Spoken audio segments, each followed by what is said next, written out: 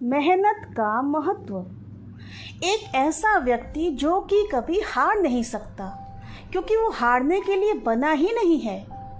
ऐसा नहीं है कि उसकी किस्मत बहुत अच्छी है, या फिर ऐसा भी नहीं है कि उस पर भगवान की विशेष कृपा है। वो इसलिए नहीं हार सकता क्योंकि उसे विश्वास है तो अपनी मेहनत पर और अपने कर्मों पर।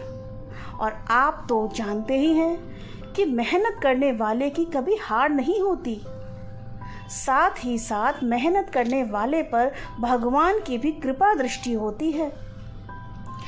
चलिए आपको एक कहानी सुनाती हूँ, जिससे आपको मेहनत करने का महत्व समझ में आ जाएगा।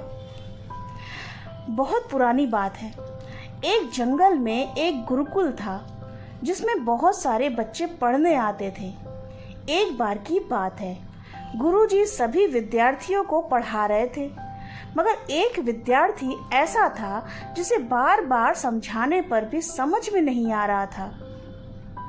गुरुजी को बहुत तेज गुस्सा आया और उन्होंने उस विद्यार्थी को अपने पास बुलाया और कहा, जरा अपनी हथेली तो दिखाओ बेटा। विद्यार्थी ने हथेली गुरुजी के आगे कर दी।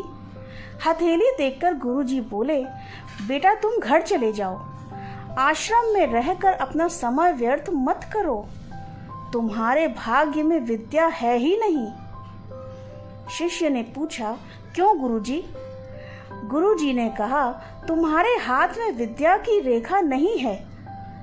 गुरुजी ने एक होशियार विद्यार्थी की हथेली उसे दिखाते हुए कहा, यह देखो, यह है विद्या की रेखा, यह तुम्हारे हाथ में नहीं है, इसलिए तुम समय नष्ट ना करो और घर चले जाओ, वहां अपना कोई और काम देखो।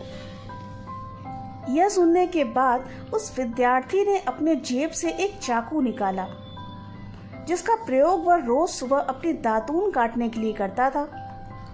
उस चाकू से उसने अपने हथेली पर गहरी लकीर बना दी। हाथ से खून बहने लगा। तब गुरुजी से बोला, मैंने अपने हाथ में विद्या की रेखा बना ली है गुरुजी।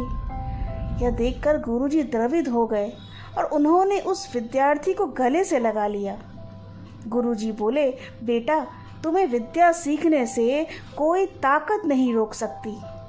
दृढ़ निश्चय और परिश्रम हाथ की रेखाओं को ही बदल देती है। दोस्तों, वह विद्यार्थी आगे चलकर महर्षि पाणिनि के नाम से प्रसिद्ध हुए, जिसने विश्व प्रसिद्ध व्याकरण अष्टाध्यायी की रचना की। इतनी सदियां बीत जाने के बाद भी आज सैकड़ों वर्ष बाद भी विश्व की किसी भी भाषा में ऐसा उत्कृष्ट और पूर्ण व्याख्या का ग्रंथ अब तक नहीं बना।